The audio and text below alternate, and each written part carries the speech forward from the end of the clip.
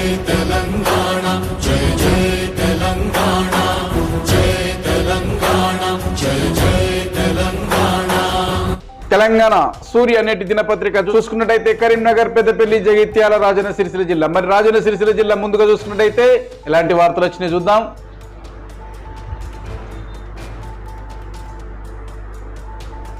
అక్రమ కట్టడాలకు అడ్డా మెట్టుపల్లి మున్సిపల్. అలాగే నూతన పవర్ ప్లాంట్ ఏర్పాటుపై రాజకీయ దుమారం. మరి ఇక్కడ చూసుకున్నట్టయితే సోమవారం 1 జూలై పట్టించుకొని అధికారులు పట్టించుకోవాలంటే ఇది గంబ్రపేటనే అనుకుంటా, చూద్దాం. అరే గంబ్రపేటనే ఉన్నట్టున్నది. ముళ్ళ పొదలను తొలగించండి, మూలమలుపుల వద్ద హెచ్చరిక బోర్డులు కరువు. పట్టించుకొని అధికారులు. గంభీరపేట పరిస్థితి. గంభీరపేట మండల పరిధిలోని పలు రహదారులకు ఇరువైపులా ముళ్ళ పొదల్లాగా పిచ్చి మొక్కలు, గడ్డి భారీగా పెరిగింది. ఏ చెప్పురిగా ఆనాటి కాలంలో అశోకుడు ఇరువైపులా చెట్లు నాటమన్నాడు, కానీ ఇప్పుడు ముళ్ళ పొదలు, పిచ్చి మొక్కలు, గడ్డి. ఇదా బంగారు తెలంగాణలో పరిస్థితి. ఇరువైపుల రోడ్ల ఇది సేమ్ ఎట్లా అడవి అడవి అడవి మొత్తం అడవే ఉన్నట్టుంది. ఇది అసలు ఇది ఆర్ఎన్బి రోడా లేకుంటే అడవా? ఇది అసలు అర్థమైతలేదు. అడవి అడవి ఎటు పోతుందో తెలియదు. వీళ్ళకెళ్ళి పంది వచ్చేది తెలియదు, వీళ్ళకెళ్ళి పాము వచ్చేది తెలియదు, వీళ్ళకెళ్ళి ఏం వచ్చేది తెలియదు. ఎట్లా మరి ఎట్లా? ప్రయాణికులు ఏ విధంగా ప్రయాణించాలి, గమ్యాన్ని ఏ విధంగా చేరుకోవాలి? ఇక యాక్సిడెంట్లు కావాలంటే కావా, తలకేలు వలగాలంటే వలగయా, కాల్జీలు ఇరగాలంటే ఇరగయా? ముళ్ళ పొదలను తొలగించండి.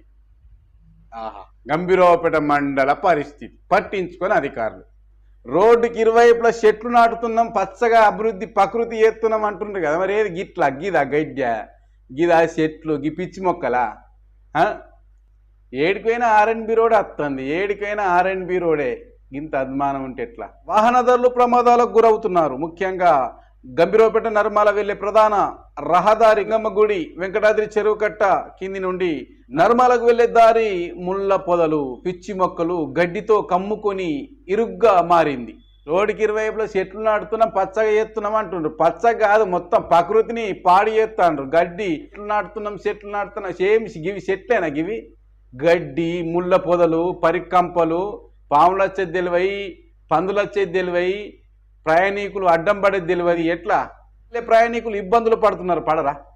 అసలు ఇప్పుడు ఒకటి అడుగుదాం. మరి ఇప్పుడు అధికారులను కూడా అడగాలి.